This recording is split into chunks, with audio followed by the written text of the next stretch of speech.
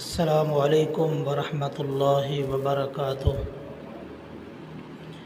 इन्नल हम्दलिल्लाह नहमदुहु व नस्तईनुहु व नस्तगफिरुह व नऊज़ु बिल्लाहि मिन शुरूरि अनफुसिना व मिन सय्यिआति अअमालिना। मन यहदिहिल्लाहु फला मुज़िल्ल लहु व मन युज़लिल फला हादिय लहु। अशहदु अल्ला इलाहा इल्लल्लाहु वहदहु ला शरीक लहु व अशहदु अन्ना मुहम्मदन अब्दुहु व रसूलुहु। या अय्युहल्लज़ीना आमनुत्तक़ुल्लाहा हक़्क़ तुक़ातिह वला तमूतुन्न इल्ला व अंतुम मुस्लिमून। या अय्युहन्नासुत्तक़ू रब्बकुमुल्लज़ी खलक़कुम मिन नफ्सिन वाहिदह व खलक़ मिन्हा ज़ौजहा व बस्स मिन्हुमा रिजालन कसीरन व निसाअ वत्तक़ुल्लाहल्लज़ी तसाअलून बिही वल अर्हाम इन्नल्लाह कान अलैकुम रक़ीबा। या अय्युहल्लज़ीना आमनुत्तक़ुल्लाहा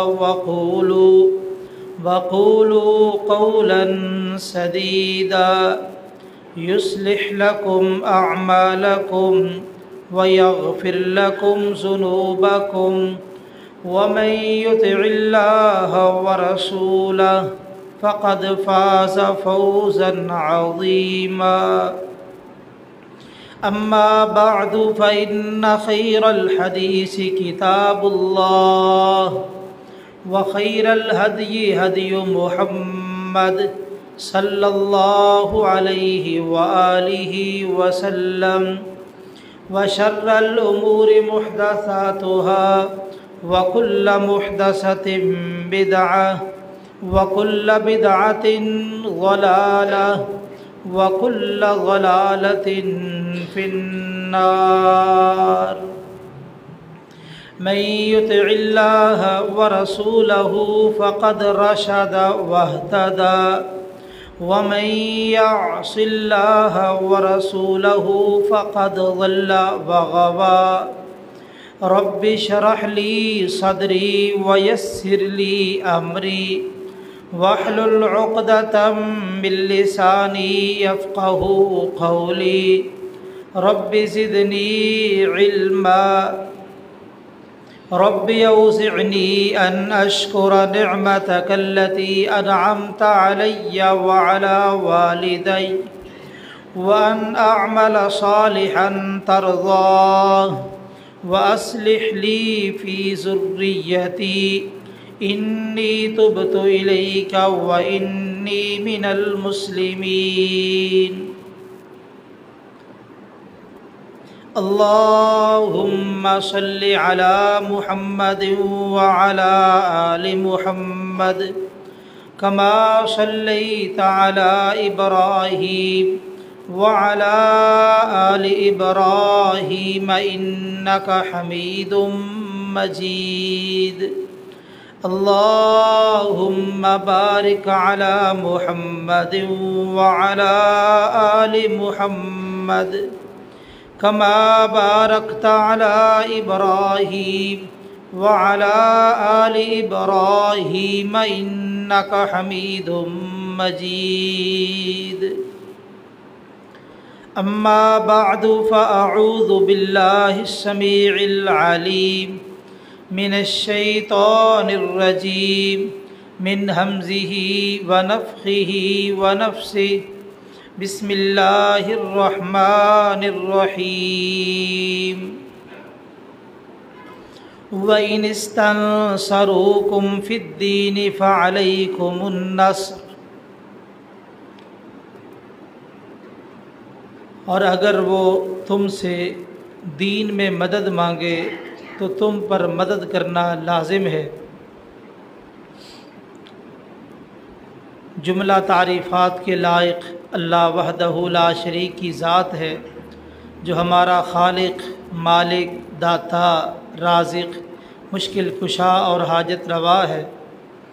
उस मालिक का बहुत बड़ा एहसान है जिस अल्लाह खालिक व मालिक ने हमें इंसान बनाया, मुसलमान बनाया, अपने महबूब पैगम्बर इमामुल अंबिया, सय्यदुल अंबिया, ख़ातमुल अंबिया हज़रत मुहम्मदुर रसूलुल्लाह सल्लल्लाहु अलैहि व आलिहि वसल्लम का उम्मती बनाया।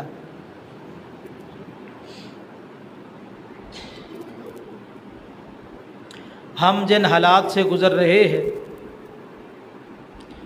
बिलाशुबा उम्मत मुस्लिमा की पस्ती के हालात है।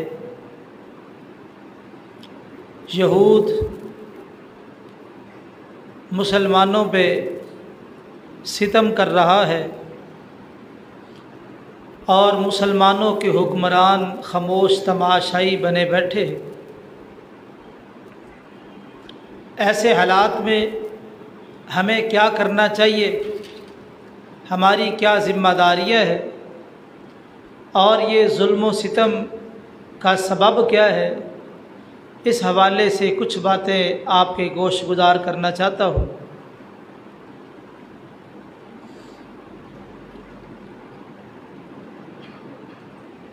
यहूद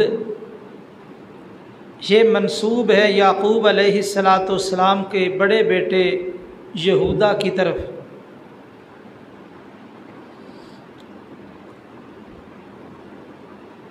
इसराइल याकूब अलैहिस्सलाम का लक़ब था। इसरा का माना होता है अबद, ईल का माना होता है अल्लाह। इसराइल का माना अब्दुल्ला। आज बड़े अफसोस की बात है, हमारे कितने मुस्लिम भाई वो इसराइल पे लानत कर रहे होते हैं और इसराइल को मुर्दाबाद कह रहे होते हैं। हालांकि मुतलक इसराइल पे लानत करना ये दुरुस्त नहीं है, क्योंकि ये तो याकूब अलैहिस्सलाम का लक़ब है और इसका माना तो अब्दुल्ला है। उन ज़ालिमों ने ये अपने मुल्क का नाम रखा है। अगर आपने लानत भी करनी है तो यहूद पे लानत करे या मुल्क इसराइल पे लानत करे, तो मुतलक इसराइल पे लानत करना ये अमल दुरुस्त नहीं है, क्योंकि ये याकूब अलैहिस्सलाम का लक़ब है और इसका माना अब्दुल्ला है। अब्दुल्ला का माना अल्लाह का बंदा, तो अल्लाह के बंदे पे आप कैसे लानत कर सकते हैं? ये एक अलग मसला है कि उन्होंने धोखाधड़ी के लिए अपने मुल्क का ये नाम रखा है और अपनी निस्बत की बिना पे इस नाम का चुनाव किया है।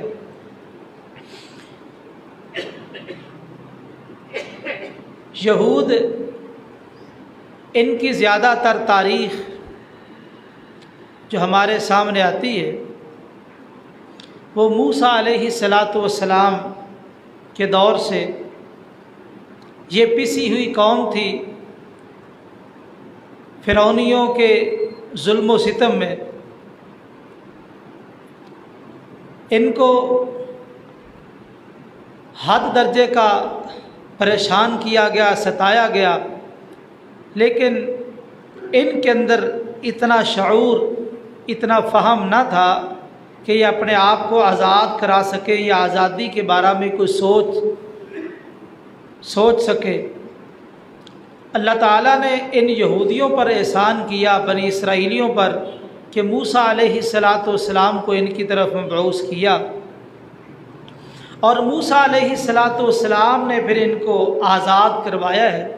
ये मिस्र से निकले हैं और फिर मैदान ती में गए और जगह जगह पे, कदम कदम पे मूसा अलैहिस्सलाम की मुखालफतें, अदावतें और मूसा अलैहिस्सलाम से अजीब किस्म के मुतालबे इन ज़ालिमों ने किए। बिलाखिर मूसा अलैहिस्सलाम ने जब इनको कहा कि तुम इस अर्द मुक़द्दस में दाखिल हो जाओ, वहाँ जो लोग मौजूद है, जब तुम दाखिल होगे तुम्हारे दाखिल होने से ही वो भाग जाएंगे। इन ज़ालिमों ने कहा फ़ज़हब अंत व रब्बुका फ़क़ातिला इन्ना हाहुना क़ाइदून, तू और तेरा रब जाके लड़ो, हम तो यहाँ बैठे हैं। जब फतह हो जाए तो हमें बता देना, हम जाके ज़मीन कब्ज़े में कर लेंगे, मकानात कब्ज़े में कर लेंगे। ये वही अर्द मुक़द्दस, बैतुल मुक़द्दस की ज़मीन है आज जिसका मसला है।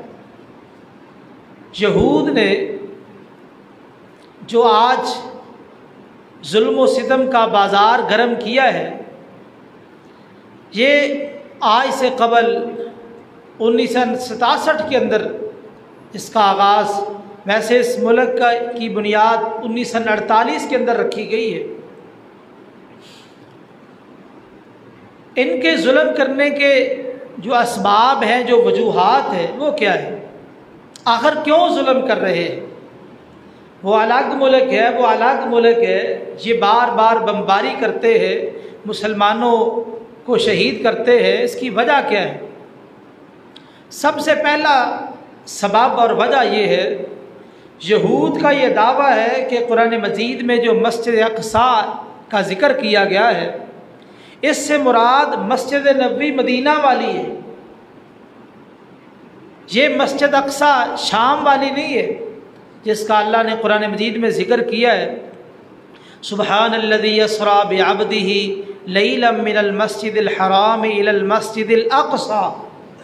ये मस्जिद अक़सा कहते हैं कि इससे मुराद जो मदीना में आबाद मस्जिद नबवी है वो मुराद है। ये शाम की मस्जिद, फ़लस्तीन की मस्जिद मुराद नहीं है। तो जब उनका ये दावा है कि ये मस्जिद मुसलमानों की है ही नहीं, तो इसलिए हमारा हक है, इस बिना पे वो जुल्म करते हैं। और यहूदियों का ये दावा दुरुस्त नहीं है। अल्लाह ताला ने इस मस्जिद के ज़िक्र करने के साथ अल्लज़ी बारकना हौलहू ये कलिमा कहा, वो मस्जिद जिसके इर्द गिर्द हमने बरकत की है। और अल्लज़ी बारकना हौलहू ये कलिमा कुरान मजीद में तकरीबन 4 मरतबा इस्तेमाल हुआ है। मुख्तलिफ मुकामात में 4 मरतबा इस कलमे का इस्तेमाल हुआ है और चारों मुकामात पे इससे मुराद बैतुल मुक़द्दस। क्यों? वहाँ बरकत इसलिए कि वहाँ अम्बिया कसीर तादाद में आए हैं और मदीना की आबादी में कोई नबी नहीं आया सवाए नबी करीम सल्लल्लाहु अलैहि वसल्लम के। तो ये चूँकि मिराज और इसरा के वाक़े के साथ इसको जोड़ा गया है, और जब ये वाक़या पेश आया है उस वक़्त आप मक्का में थे, मदीना में तो थे ही नहीं, तो मदीना में बरकत का सवाल ही पैदा नहीं होता। मदीना को अगर इज़्ज़त मिली, शान मिली, मुकाम मिला है तो नबी करीम सल्लल्लाहु अलैहि वसल्लम के आमद की वजह से। आप तशरीफ़ लाए तो अल्लाह ताला ने इस मदीना की अज़मत और शरफ़ को बढ़ा दिया, वरना वो एक आम शहर था। लेकिन जो बैतुल मुक़द्दस में मस्जिद अक्सा है, ये वो मस्जिद है, अल्लाह फरमाते हमने इसके इर्द गिर्द बरकत की है। क्यों? यहाँ कसीर तादाद में अम्बिया आए हैं। तो इससे पता चला कि यहूदियों का ये दावा दुरुस्त नहीं है, कुरान के मुनाफी ये दावा है। मस्जिद अक्सा से मुराद वही शाम के अंदर जो मस्जिद मौजूद है वही मुराद है। और नबी करीम सल्लल्लाहु अलैहि वसल्लम मिराज की रात आप उसी मस्जिद में गए और वहाँ जाके 2 रकअत नमाज पढ़ाई है और अम्बिया ने आपके पीछे नमाज पढ़ी है। और ये मस्जिद को मामूली मस्जिद नहीं है, इसकी अज़मत और शान बड़ी है। एक हदीस में सुनन इब्न माजा, जामे तिरमिज़ी और मुस्नद अहमद की एक हदीस है, नबी करीम सल्लल्लाहु अलैहि वसल्लम ने इरशाद फरमाया कि सुलेमान अलैहिस्सलाम ने दुआ की थी, ऐ अल्लाह जो मेरी इस मस्जिद में आए, मेरी इस मस्जिद में आए तो उसको गुनाहों से ऐसे पाक और साफ कर देना जिस तरह बच्चा माँ के पेट से जन्म लेता है। जनाब सुलेमान ने दुआ की थी और ये सही हदीस है। ये वो मस्जिद अक्सा है। और दूसरा यहूदियों का ये दावा है कि जो मस्जिद अक्सा है ये मुसलमानों का किबला बना ही नहीं, ये हमारा किबला है। जब हमारा किबला है तो हमें मिलना चाहिए, जबकि तारीख़ इस बात की शाहिद है। कुरान मजीद ने जब मस्जिद अक्सा बैतुल मुक़द्दस जो किबला था इसका नसख आया, जब नबी करीम सल्लल्लाहु अलैहि वसल्लम मदीना में आए 16 माह और 18 दिन तक आपने बैतुल मुक़द्दस की तरफ मुँह करके नमाज पढ़ाई है और उसके बाद किबला तब्दील हुआ।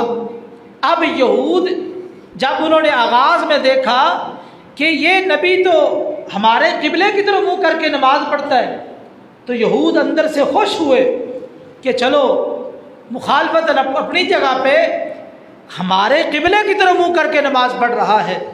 और जब किबला तब्दील हुआ तो यहूद को बहुत बड़ी तकलीफ़ हुई कि ये तो हमारी मुखालफत में बहुत आगे चला गया है, हत्ता कि इसने हमारा किबला वो भी छोड़ दिया है, इसने बैतुल्लाह की तरफ मुँह करना शुरू कर दिया है।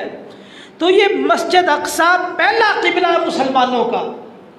और नबी करीम सल्लल्लाहु अलैहि वसल्लम मक्का में जो नमाज पढ़ते थे, बैतुल्लाह भी आपके सामने होता और मस्जिद अक्सा भी आपके सामने होती। मदीना में चूँकि ये मुश्किल था क्योंकि ये दोनों किबले बिल्कुल मुखालिफ सिमत थे, एक तरफ बैतुल्लाह दूसरी तरफ मस्जिद अक्सा है, तो आपने मस्जिद अक्सा की तरफ मुँह करके नमाज पढ़ी। तो ये किबला अव्वल इस वजह से इसको कहा जाता है। यहूदी इस बात का रद्द करते, देखो अल्लाह ताला फरमाते हैं वमन अस्दक़ु मिनल्लाहि क़ीला, लोगों दुनिया के अंदर जितनी लोग बातें करने वाले हैं सबसे सच्ची बात किसकी है? अल्लाह की। जब अल्लाह ने किबले को तब्दील किया तो ये पहले किबला था तभी तो मनसूख हुआ, वरना कुरान मजीद की ये आयात है, इन आयात का क्या माना है? पहले कौन सा किबला था? तो लाजमी तौर पे जो कुरान का कारी है, कुरान पढ़ने वाला है, वो ये अकीदा रखता है कि साबका किबला बैतुल मुक़द्दस था और बाद में बैतुल्लाह बनाया गया है। और तीसरा जो यहूदियों का एतराज़ है, वो कहते हैं कि चलो मान लिया कि मुसलमानों का किबला था, अब तो किबला ख़त्म हो चुका है, मुसलमानों का इसके साथ ताल्लुक़ क्या है? देखिए, किबला तब्दील होना ये एक अलग मसला है और हर मस्जिद के साथ मुसलमान का ताल्लुक़ होना ये एक अलग मसला है। हमारा ताल्लुक़ क्यों ना हो? बैतुल्लाह और मस्जिद अक्सा दोनों के बानी राज्य कौल के मुताबिक आदम अलैहिस्सलाम है। नबी करीम सल्लल्लाहु अलैहि वसल्लम से पूछा गया इस ज़मीन पर सबसे पहला घर कौन सा है जो सबसे पहले बनाया गया? फरमाया बैतुल्लाह। दूसरा घर कौन सा है? फरमाया मस्जिद अक्सा। इन दोनों के बनाने में कितना फ़र्क है, कितनी मुद्दत है? आपने फरमाया 40 साल। तो ये जनाब आदम अलैहिस्सलाम ने पहले बैतुल्लाह बनाया और उसके बाद मस्जिद अक्सा इसको बनाया। जनाब आदम इसके बानी है, बाद में तामीर नौ बैतुल्लाह की जनाब इब्राहीम अलैहिस्सलाम ने की और मस्जिद अक्सा की जनाब सुलेमान अलैहिस्सलाम ने की। अगर हम पहले बानी इनको माने जनाब इब्राहीम को और जनाब सुलेमान अलैहिस्सलाम को, तो फिर इनके दरमियान तो बड़ा फासला है। आपने फरमाया 40 साल की मुद्दत है दोनों के बनने में। तो इसकी तौजी जो मुफस्सरीन ने जिक्र की कि दोनों के बनाने वाले जनाब आदम अलैहिस्सलाम है। बाब आदम के साथ हमारा ताल्लुक है कि नहीं? हर उस मुसलमान का जनाब आदम अलैहिस्सलाम से ताल्लुक है जो आसमानी शरीयत को मानने वाला है, जो आसमानी शरीयत का मुत्तबे है, पैरोकार है, वो आदम अलैहिस्सलाम का मानने वाला है और उसका इन दोनों किबलों के साथ ताल्लुक है। अगरचे हम मुँह बैतुल्लाह की तरफ करते हैं, लेकिन मस्जिद अक्सा ये हमारा किबला अव्वल है और इसके साथ हमारा ताल्लुक है और ये ताल्लुक किसी सूरत में ख़त्म नहीं किया जा सकता। तो इस चौथा एतराज़ उनका ये है कि देखो, चलो तुम्हारा इसके साथ ताल्लुक़ है तो हमारा भी तो ताल्लुक़ है, हमें भी इबादत करने दो। तुम इबादत करते हो तो हमें भी इबादत करने दो।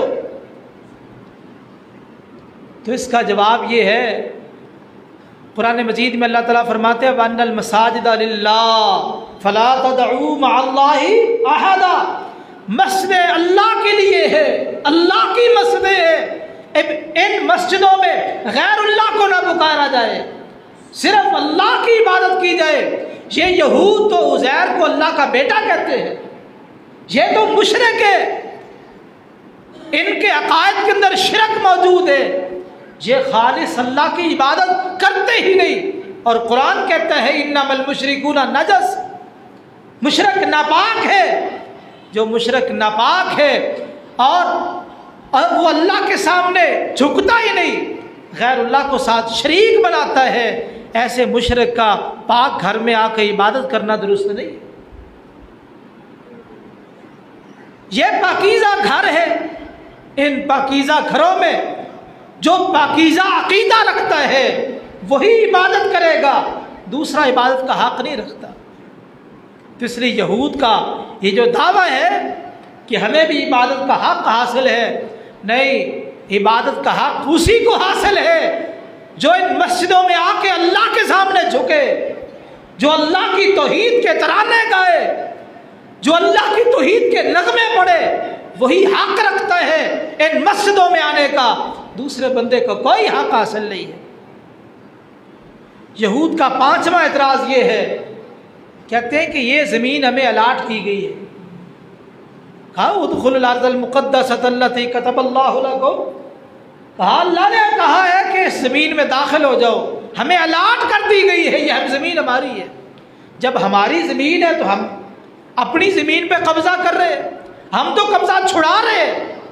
ये यहूदियों का एतराज़। देखो अल्लाह ताला का ये कानून और उसूल है कि यारिसुहा इबादी अस्सालिहून, अल्लाह इस ज़मीन का वारिस अपने नेक बंदों को बनाते हैं। इस ज़मीन के वारिस अल्लाह के नेक बंदे हैं, कुफ्फार को अल्लाह वारिस नहीं बनाते। देखिए अगर यहूद मुसलमान हो जाए तो वो इस ज़मीन के वारिस है। अगर वो अपनी यहूदियत पे, कुफरिया अकायद पे, शिरकिया अकायद पे जमे रहे, डटे रहे, फिर उनका कोई हक नहीं है कि वो इस ज़मीन का दावा करे। और याद रखिए अल्लाह की तरफ से जो अलाटमेंट होती है वो एक वक़्त के लिए। अगर तुम अल्लाह के दीन को थामोगे तुम्हें ये नेमतें मिलेगी, अल्लाह के दीन को थामोगे तुम्हें ये विरासत मिलेगी।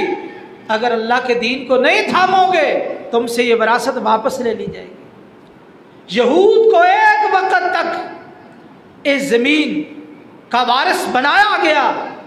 उन्होंने अपनी खबास्तों की वजह से, अपनी शरारतों की वजह से, अपनी कबाहतों की वजह से इस विरासत को छोड़ा और मुसलमानों को अल्लाह ने वारिस बनाया। अब मुसलमान इसके वारिस है। जनाब उमर रज़ी अल्लाह तआला अन्हु ने बैतुल मक़दस को आज़ाद कराया और बाद में सलाहुद्दीन अय्यूबी ने सलीबी जंगों के साथ उनका खात्मा किया और दोबारा फिर बैतुल मक़दस को आज़ाद कराया गया। और ये मुसलसल 14 सदियों से मुसलमानों के कब्ज़े में रहा। हाँ, दरमियान में इक्का दुक्का कब्ज़ा हुआ इनका, लेकिन ज़्यादातर जो वक़्त मुसलमानों के पास ये क़िबला रहा है और मुसलमानों का इसके साथ ताल्लुक़ है। तो जब मुसलमानों का ताल्लुक़ है तब यहूद का इस क़िबले पर कोई हक नहीं है और ना इस ज़मीन पर कोई हक है। तो ये वो एतराज़ थे यहूद के जिनकी बुनियाद पे आज वो फ़लस्तीन पे, मस्जिद अक्सा पे, बैतुल मुक़द्दस पे बमबारी कर रहे हैं और निहत्ते मुसलमानों को शहीद कर रहे हैं। मेरे भाइयों, कुरान मजीद में अल्लाह ताला फरमाते हैं वइनिस्तनसरूकुम फिद्दीन फअलैकुमुन नस्र, अगर दुनिया में कहीं मुसलमान जुल्म और सितम की चक्की में पिस रहे हो, तुमसे मदद मांगे, और इन्नमल मोमिनून इख्वा, मुसलमान मोमिन आपस में भाई भाई है। अल मुस्लिम अखुल मुस्लिम, मुसलमान मुसलमान का भाई है। इस बुनियाद पे कि तुम्हारा हमारे साथ ताल्लुक है, तुमसे मदद मांगे, तुम्हारा हक बनता है, तुम्हारा दीनी फरीदा है, अखलाकी फरीदा है, तुम हर मुमकिन अंदाज में उन मजलूम मुसलमानों की मदद करो। आपको याद होगा सिंध से एक मजलूम खातून ने खत लिखा था हज्जाज बिन यूसुफ को कि मेरी इज्जत लुट गई।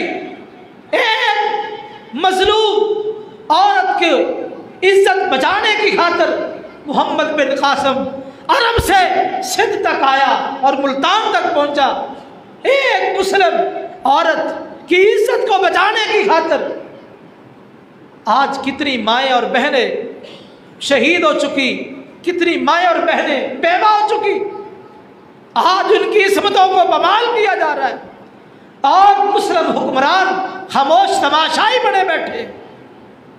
कौन आवाज उठाएगा? ये फौजें रखने का क्या मकसद है अगर इस दुनिया में, इस धरती पर मुसलमानों पे सितम हो और मुसलमानों के मुल्कों से आवाज बुलंद ना हो?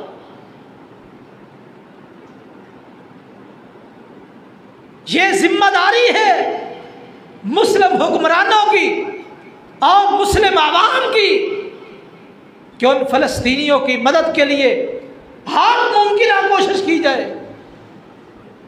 याद रखिए, अल्लाह की लाठी बेआवाज़ है, अल्लाह की लाठी बेआवाज़ है। आज किसी पे, कल किसी पे, अगले दिन हमारे ऊपर। अगर आज हम ये खामोश तमाशाई बने रहे, याद रखिए हम अल्लाह के अज़ाब से नहीं बच सकेंगे। ये यहूद और नसारा ये तो हमारे दुश्मन है और इन्होंने दुश्मनी का इजहार करना ही करना है। अल्लाह फरमाते लताजिदन्ना अशद्दन्नासि अदावतन लिल्लज़ीना आमनुल यहूद वल्लज़ीना अशरकू। रूए ज़मीन पर मुसलमानों के सबसे बड़े दुश्मन यहूद है और उसके बाद मुशरिक है। उन्होंने तो अपनी दुश्मनी का इजहार करना है और अपनी दुश्मनी की बिना पे मुसलमानों पे सितम करना है। तो इन हालात में हमारा भी कुछ फरीज़ा है। हम इन हालात में क्या कर सकते? हम जकड़े हुए मुल्कों की क़ुयूद में, हुदूद में हम भी बेबस, मजबूर और मक़हूर है। रब्बे काबा की कसम, आज अगर मुल्कों के मसाइल ना होते तो मेरी मिल्लत के लाखों की तादाद में नौजवान इस क़िबला अव्वल की हिफाजत के लिए पहुंचे होते। ये मुल्कों की हुदूद और क़ुयूद जो गैर की साजिश थी, जिसने हमें जकड़ दिया है, आज हमें वतन प्यारा है। याद रखिए, अला इन्नल अर्ज़ लिल्लाह, जमीन सारी की सारी अल्लाह की है और इस जमीन के वारिस मुसलमान है। हमने ये हुदूद और क़ुयूद लगा के तकसीम कर दिया अपने आप को और ऐसे तकसीम हुए, किसी मुस्लिम पे अगर सितम हो रहा है सवाए दुआ के हमारे पास कोई और इख्तियार बाकी नहीं है।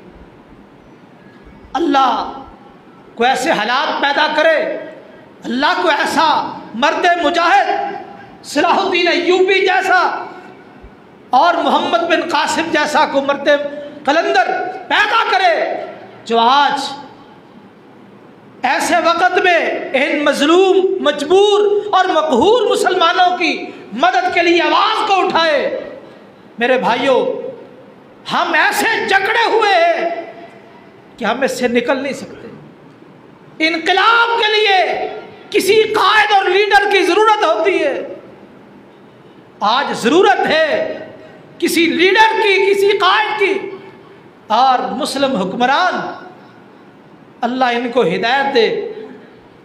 पता नहीं ये सोचते क्या है, ये दिमाग भी रखते हैं कि नहीं, इनके सीनों में दिल भी धड़कते हैं कि नहीं। सवाए औरतों की लालच के और हिरस के और सवाए गैर मुल्की दौरों के, क्या है इनके पास? जहां पे इनकी ये जिम्मेदारी थी कि अंदरून मुल्क से निज़ाम को मुनज़्ज़म रखे, वहाँ यह भी जिम्मेदारी है कि आलमी सतह पे जहाँ भी मुसलमानों पे सितम हो उनकी मदद और नुसरत के लिए फौजें उतारे। कौन मदद करेगा? अल्लाह की मदद भी उसी वक़्त आती है जब लोग खड़े होते हैं। जब लोग खड़े होते हैं तब अल्लाह की मदद आती है। कौन खड़ा होगा? कौन आवाज बुलंद करेगा? ये बेचारे मजबूर और मकहूर मुसलमान सवाए एहतजाज, सवाए रैलियों के क्या करें? क्या करें? इख्तियारात तो हुक्मरानों के पास है। और शेखुल इस्लाम इब्न तैमिया रहमहुल्लाह ने जब ततारियों ने उन पे हमला किया तो उस वक्त शेखुल इस्लाम इब्न तैमिया रहमहुल्लाह ने वक़्त के बादशाह को जाके झंझोड़ा और ऐसा झंझोड़ा, उसके सामने गुफ्तगू की। हाज़रीन मजलिस ये समझ रहे थे कि शेखुल इस्लाम की गुफ्तगू ख़त्म होगी और इसकी गर्दन तन से जुदा कर दी जाएगी, लेकिन मामला कुछ यूँ हुआ। जब गुफ्तगू ख़त्म हुई, वो सोया हुआ हुक्मरान कमज़ोर ईमान वाला हुक्मरान शेखुल इस्लाम की तकरीर और गुफ्तगू उस पर इस कदर असरअंदाज हुई, ईमानी गैरत भड़क उठी, वो खड़ा हुआ और शेखुल इस्लाम रहिमहुल्लाह उनकी क़यादत और सियादत, और वो खड़े हुए, दुनिया जानती है ततारियों के छक्के छुड़ा दिए। आज भी ज़रूरत है उलमा को अपना किरदार पेश करना चाहिए, हमारे मिंबर और मेहराब से आवाज़ आनी चाहिए और इन ईमानों को हिलाना चाहिए, इन मुस्लिम हुक्मरानों को गैरत दिलानी चाहिए। अगर इनमें गैरत आ जाए, हमारे पास किस बात की कमी? ये किस लिए आटम है? मां बहने की इज्जत लुट रही है और ये आटमी ताकत बन के बैठे हैं। किस लिए आटम रखा है? ये समुद्रों में चलाना है, किन पे चलाना है? मेरे भाइयों, आज जरूरत है बेदार होने की, और जब तक ये हुक्मरान बेदार ना होंगे, ये निहत्ते मुसलमान कुछ नहीं कर सकते। आइए हम कुछ ना कुछ तो करें। एक बात तो ये है, अगर हम कुछ नहीं कर सकते तो हमारे पास एक बहुत बड़ा असलहा मौजूद है। नबी करीम सल्लल्लाहु अलैहि वसल्लम ने फरमाया, अद्दुआ सिलाहुल मोमिन, दुआ मोमिन का असला है। दुआ करो, और दुआ ये हमारे जो रस्मी होती है दुआ नहीं है। दुआ ऐसी करो कि हलचल मच जाए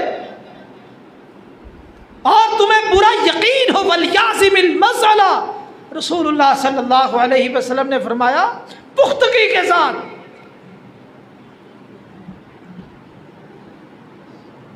अल्लाह ना करे किसी की दुकान को आग लगी हो और वो सामने देख रहा हो, उसकी जुबान से कैसे दुआ निकलेगी? किसी का घर जल रहा हो, वो सामने खड़ा हो, उसकी कैफियत और उसकी जुबान से निकलने वाले कलेमात कैसे होंगे? अल्लाह ना करे किसी की फैक्ट्री को आग लग जाए, तो किस तरह उसकी सिसकियां, उसकी आहें और उनसे निकलने वाले अल्फाज और कलेमात, इस तरह दुआ करो। वो मकान काफिरों के नहीं गिरे, हमारे गिरे हैं। वो मुसलमान जो शहीद हुए वो हमारे भाई थे,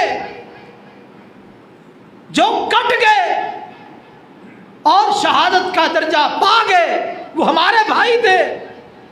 उनके खून का किसने बदला लेना है? तो इसलिए सबसे पहला जो हमारे करने का काम है, हम दुआ करें उनके लिए, और दुआ ऐसी करें कि उसमें रिक्कत हो। बस हम उसी दुआ को दुआ समझते हैं। मौलवी साहब हाथ उठाएं, हम पीछे आमीन कहते जाए, बस यही दुआ है। रात की खलवतों में दुआएं करो, इतना रो और आंसू बहाओ कि अल्लाह को तरस आ जाए और अल्लाह का कहर यहूद और नसारा पे उतरे। अल्लाह मुसलमानों को इज्जत अता फरमा दे, ऐसे आंसू बहाओ। यजीद बिन हारून बहुत बड़े मुहद्दिस हैं, इनकी आंखें बड़ी खूबसूरत थी। एक शागिर्द इनसे पढ़ के चले गए, कई साल के बाद दोबारा उस्ताद जी को मिलने आए। वापस आए तो वो नबीने हो चुके थे। कहा, उस्ताद जी आपकी तो आंखें बड़ी खूबसूरत थी, आप नबीने हो गए। कैसे नबीने हो गए? अभी तक तो आपकी ज्यादा उम्र भी नहीं। फरमाने लगे, अल्लाह के सामने रो रो के मेरी आंखें नबीनी हो गई। रोना सीखो। आज हमें रोना नहीं आता, आंसू बहाने का तरीका ही नहीं आता। रोते हैं दुनिया के लिए, रोते हैं दुनियावी मामलात के लिए, रोते हैं मुआश के लिए। इन मजलूम मुसलमानों के लिए रोना नहीं आता। हाथ उठाओ खलवतों में, तन्हाइयों में, रब के सामने हाथ उठ के, अल्लाह इनकी नुसरत फरमा, इनकी मदद फरमा। अल्लाह हम मजबूर है, मकहूर है, बेबस है, मुल्कों की हुदूद और क़यूद में जकड़े हुए हैं। अल्लाह हम वहाँ पहुँच नहीं सकते, अगर मुमकिन होता वहाँ पहुँचना, अल्लाह हम वहाँ पहुँच दे, उनकी मदद करते, और जहाँ उनके बम आते वो शहीद ना होते, उनकी जगह हम शहीद होते। लेकिन अल्लाह हम वहाँ पहुँच नहीं सकते। ऐसी दुआएं करो मुख्तलिफ तरीक़ों से, मुख्तलिफ अंदाज से, कि अल्लाह ताला को तरस आ जाए। और दूसरी बात, यहूद का मुआशी लिहाज से बाईकाट करो। हमारे मुल्क तो ये नहीं कर सकते। इनकी मसनूआत, और अफसोस ये है कि आज यहूद की मसनूआत हमारे हर घर की ज़रूरत बन चुकी है, और हम छोड़ने के लिए तैयार नहीं। वो हमारे भाइयों को ज़बह कर रहे हैं, शहीद कर रहे हैं, और हम इधर से पेप्सी पी रहे हैं, नेस्ले का जूस पी रहे हैं। क्या गैरत है? ना मुस्लिम हुक्मरानों के अंदर कोई ऐसी गैरत कि उनका बाईकाट किया जाए, और ना अवाम के अंदर। हम बस ये देखते खाने का मजा नहीं पेप्सी के बगैर। मेहमान आया, नेस्ले का जूस पिलाओ। इन यहूद की मसनूआत का बाईकाट करो। और आप शायद ये समझते हैं कि मेरे बाईकाट से क्या होगा, क्या होगा। देखिए, कतरा कतरा मिलके समंदर बनते हैं, जर्रा जर्रा मिलके पहाड़ और टीले बनते हैं। एक एक फर्द जब किसी कौम में खड़ा होगा तो वो 7 लोगों को मिलाता जाएगा, और ये तारीख फैलेगी। तो कम से कम हम ये दूसरा काम ये करें, इन यहूद की जुमला मसनूआत का बाईकाट करें। आप मुझसे ज़्यादा इल्म रखते हैं कि यहूद की कौन कौन सी मसनूआत है। अल्लाह से वादा करे, माफ़ी मांगे, ला जो हो चुका, आज के बाद मेरे घर में तो यहूद की मसनूआत कोई भी बड़ी हुई चीज़ नहीं आई, ताकि मेरी तरफ से एक पैसा भी उनके अकाउंट में न जाए। लेकिन यह भी ईमान की बात है। हम तो बड़े मजबूर है। ये मजबूरी कब ख़त्म होगी? ये मजबूरी कब ख़त्म होगी? जब हमारे सरों पे बम पड़ेंगे, जब हमारी गर्दनों पे तलवारें चलेंगी, जब हमारे जिगर गोशे ज़बा होंगे, जब हमें एक एक दिन में सैकड़ों लाशें उठाने पड़ेंगे, हमें कब गैरत आएगी? हम कब जागेंगे, कब बेदार होंगे? और मेरे भाइयों, अपनी जिम्मेदारियों को संभालो। ये यहूद हमारे दुश्मन है, इनको अपना दुश्मन समझो, इनको दुश्मन समझो। और दुश्मन को हर तरह से नुकसान पहुंचाया जाता है। और तीसरा जो हमारे करने का काम है, अल्लाह ने मुख्तलिफ अफराद बैठे, आपकी मुख्तलिफ जिम्मेदारी है। कोई दुकानदार है, कोई फैक्ट्री का मालिक है, और कोई अखबारी रिपोर्टर है, और कोई टीवी का नुमाइंदा है। जहाँ भी अल्लाह ने आपको मौका दिए, वहाँ पे हर फोरम पे आवाज़ उठाओ, हर मजलिस में आवाज़ उठाओ। एक तहरीक की सूरत में ये आवाज़ जब बुलंद होगी तो हमारे अंदर ये गैरत पैदा होगी।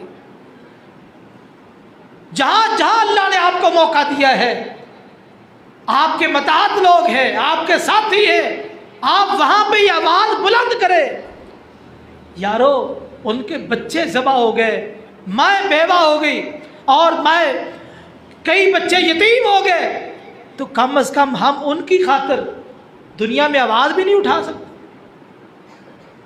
हम आवाज़ तो उठाए, कम से कम उन तक हमारी आवाज़ तो पहुँचे।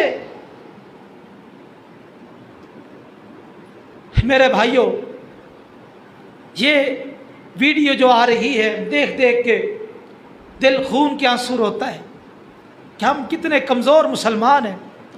तो हमें कम से कम ये काम ज़रूर करने चाहिए। दुआ करें, इनकी मसनूआत का बाईकाट कर दे, हर फोरम पे आवाज़ उठाए, जहाँ अल्लाह ने आपको मौका दिया है, आवाज़ को बुलंद करे। और चौथी बात, इन यहूद को अपना दुश्मन समझे, दुश्मन समझे। अल्लाह ने कहा तुम्हारे दुश्मन है। यहूद और मुशरिक रुए ज़मीन पर सबसे बड़े मुसलमानों के दुश्मन है। ये हमारे करने के काम है। और इसी तरह दुआ के हवाले से मैंने ये बात जिक्र की है, रस्मी दुआ ना करो, दुआ ऐसी करो कि अर्श को हिला के रख दो। दुआ जिसको दुआ कहते हैं ऐसी करो। हम दुआएं करते हैं रस्मी, आए मस्जिद में नमाज पढ़ी, मौलवी ने हाथ उठाया, हमने भी उठा दिए। वो रोज़ाना जो आयात वो पढ़ते हैं, दुआएं पढ़ते हैं, पढ़ दी, हमने भी पढ़ दी, बस आखिर में आमीन कह के घर चले गए। ये दुआ नहीं है। दुआ वो है जो आपके दिल से निकले, वही ज़ुबान पे हो। गफलत के में दुआ की हुई अल्लाह कबूल ही नहीं करते। अल्लाह गाफिल दिल वाले बंदे की तरफ तवज्जो ही नहीं करते। इसलिए पूरी तवज्जो के साथ दुआ करे। ये दुआ हमारे पास बहुत असला है, बहुत मजबूत असला है। और इसी तरह अगर कोई ऐसा ज़रिया है उन तक माली इमदाद पहुँच सकती है तो उनके लिए माली इमदाद भी करें। माली इमदाद उन तक पहुँच सकती है, कोई ज़रिया है तो आप ज़रूर उन तक अपना माल पहुँचाए, ताकि ये भी एक नुसरत का अंदाज़ है, मदद का अंदाज़ है। और ये बात ज़हन में रखिए, वो मुसलमान जो आज मस्जिद अक्सा को आबाद रखे हुए हैं वो हमारी इज्जत बने बैठे। ये हमारी जिम्मेदारी थी, वो हमारी इज्जत बने बैठे हैं। हम उनका शुक्रिया अदा करें कि वो कुर्बानियाँ दे के, जिगर गोशे ज़बा करवा के और अपने बापों को ज़बा करवा के, माओं को ज़बा करवा के, अपने मकानों को शहीद और मिस्मार करवा के, फिर भी वहाँ उस मस्जिद अक्सा की हिफाजत के लिए, इज्जत के लिए, आबरू के लिए बैठे हैं, खड़े हैं और दिन रात उनके मुकाबले में डटे हुए हैं। हम उनका शुक्रिया अदा करें। और शुक्रिया के ये अंदाज जो मैंने बयान किए ये भी अंदाज है। और ये एहतजाज, ये रैलियाँ, ये भी एक अंदाज है। ये कमज़ोर कौम की अलामत है, कमज़ोर कौम की। हम कमज़ोर कौम हैं, बहुत मजबूर हैं हम। और इसी तरह फ़लस्तीनी भाइयों से भी मेरी दरख्वास्त है कि आप पर यह आज़माइश आई है, आप सबसे पहले तो अपने अकायद को दुरुस्त करें, किताब और सुन्नत के मुताबिक अपने अकायद को बनाए। और दूसरी बात, इसको अल्लाह की तरफ से आज़माइश समझे और अल्लाह पे कामिल भरोसा करे। क्यों? अल्लाह हालात बदलने वाला है, अल्लाह हालात बदलने वाला है। इस दुनिया में बड़े बड़े जाबिर, सरकश और जालिम आए, तमाम का कला कमा अल्लाह ने ही किया है। अल्लाह पे कामिल भरोसा करो, ये तुम्हारी जिम्मेदारी है। और फिर इस्तिकामत इख्तियार करो, डटे रहो, क्योंकि अल्लाह का वादा है अगर तुम सब्र करो और तकवा इख्तियार करो तो अल्लाह की नुसरत तुम्हारे साथ है, अल्लाह की मदद तुम्हारे साथ है। इसलिए सब्र और तकवे से काम लो। इंशाअल्लाह आज नहीं, कल नहीं, एक वक्त ज़रूर आएगा, अल्लाह तुम्हारी नुसरत फरमाएगा और अल्लाह ताला तुम्हें इन यहूद के जुल्मत और बर्बरियत से आज़ाद करेगा। अल्लाह हमारा भी हामी और नासर हो, हमारे उन भाइयों का भी हामी और नासर हो जो इस वक्त मैदान में खड़े हैं और दुश्मन के जुल्म व सितम का निशाना बने हुए हैं, जो इस ज़िमन में अल्लाह के पास पहुँच चुके। अल्लाह उनकी मौत को शहादत की मौत बनाए, अल्लाह उनके गुनाह मुआफ़ फरमाए, दराजात बुलंद फरमाए। जो हमारी ज़िम्मेदारियाँ हैं जो मैंने आपके सामने रखी है, अल्लाह हमें ये ज़िम्मेदारियाँ अदा करने की तौफ़ीक नसीब फरमाए। अक़ूलु क़ौली हाज़ा व अस्तग़फ़िरुल्लाह ली व लकुम व लिसाइरिल मुस्लिमीन वल मुस्लिमात।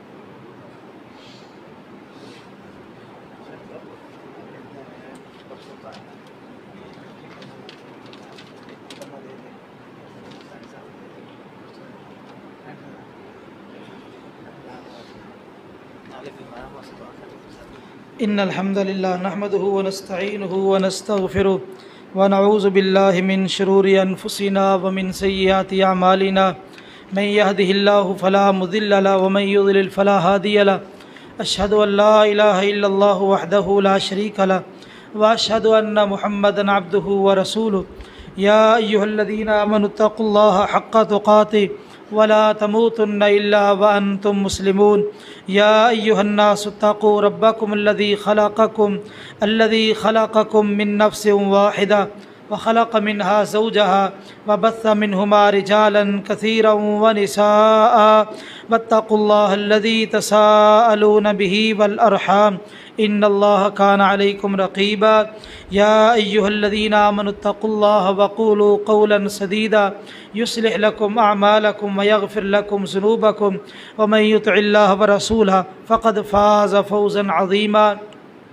अम्मा बाद फ़इन्न खैरल हदीसी किताबुल्लाह व खैरल हदी हदी मुहम्मद सल्लल्लाहु अलैहि व आलिहि वसल्लम व शर्रल उमूरि मुहदसातुहा व कुल्ल मुहदसतिन बिदअ व कुल्ल बिदअतिन ज़लाला व कुल्ल ज़लालतिन फिन्नार।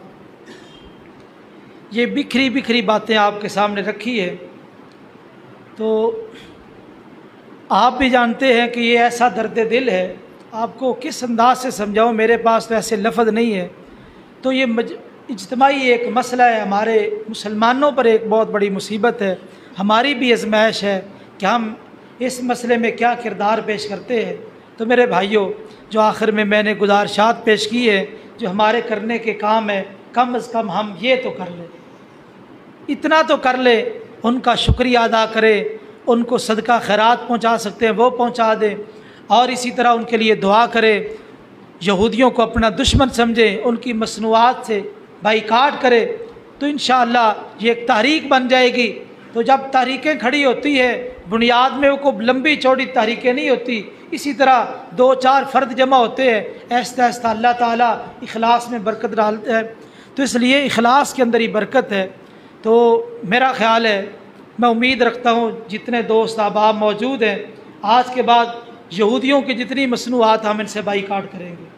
कि सारे दोस्त वादा करते हैं, इनकी तमाम मसनूआत से बाइकाट कर दो। हमें ऐसे ज़ैकों की कोई ज़रूरत नहीं है, ऐसी चीज़ों की कोई ज़रूरत नहीं है कि हमारे पैसों से ही हमारे मुसलमान भाइयों पे सितम हो। हमें ऐसे मसनूआत से इंशाअल्लाह हम बाइकाट करेंगे, और तमाम चीज़ों से जितनी यहूद की चीज़ें हैं, क्योंकि आपके पास लंबी चौड़ी फहरिस्त होगी। अल्लाह ताला हमें तौफीक नसीब फरमाए।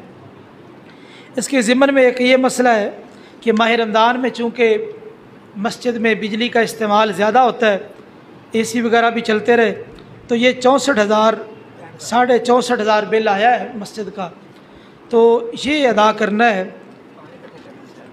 जी। तो अब आपसे दरख्वास्त है कि इस हवाले से तावन फरमाए, अल्लाह ताला आपको जज़ाए खैर अता फरमाए। तो ये भी दोस्त जमा कर लेते, तो दिल खोल के तावन फरमाए। ये मस्जिद में नमाजी नमाज़ पढ़ते रहे, और इसी तरह रात को क़याम करते रहे, और इसी तरह कुछ दोस्त इत्काफ़ करते रहे, तो ज़ाहिर बात है इनके इस्तेमाल में ही बिजली रही है।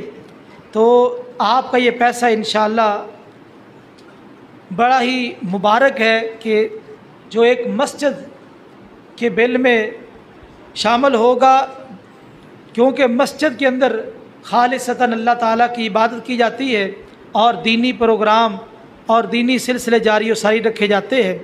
अल्लाह के घरों को वही लोग आबाद करते हैं जिनके दिलों में ईमान मौजूद होता है। तो इसलिए तमाम दोस्तों से दरख्वास्त है कि दिल खोल के तामुन करें। ये 64,500 बिल है, तो ये पूरा हो जाना चाहिए। तो मेरी तो आदत नहीं है कि अफराद को खड़ा करना और पूछना कि आप इतने इतने पैसे दें। बहरहाल अल्लाह ने जितनी तौफीक दी है, आप दिल खोल के तामुन करें, अल्लाह ताला आपका ख़र्च करना अपनी बारगाह में कबूल व मंजूर फरमाए। और ये जो ख़र्च करना है आपके इल्म में है, नबी करीम सल्लल्लाहु अलैहि वसल्लम ने एक हदीस में इरशाद फरमाया कि लोगों सदका करो, क्योंकि एक वक्त ऐसा आने वाला है बंदा सदका लेके निकलेगा, कबूल करने वाला बंदा नहीं मिलेगा। हज़रत उस्मान रज़ी अल्लाह तआला के दौर में ऐसा वक्त आया कि लोग सोना मुट्ठी भर के सोना लेके निकलते थे। जिस बंदे के पास जाते कि ले लो, वो कहता मुझे ज़रूरत नहीं है। किसी और के पास चले जाओ, उसके पास जाते वो कहते मुझे ज़रूरत नहीं है। तो इसलिए सदक़े का मौका मिल जाना, सही मसरफ़ मिल जाना, ये भी अल्लाह ताला की नेमतों में से एक नेमत है। इसलिए कोशिश किया करें, जब भी अल्लाह ताला आपको मौका दे आप ज़रूर अल्लाह के रास्ते में ख़र्च करें। बीमारों के लिए दुआ कर दे, अल्लाह ताला उनको शिफाए कामिला